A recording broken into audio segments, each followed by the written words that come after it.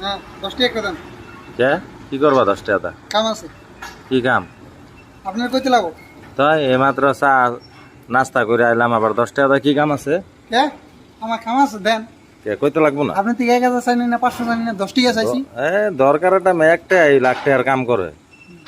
এইমাত্র চা খাইলাম তিনটা নিমকি খাইলা দুইটা।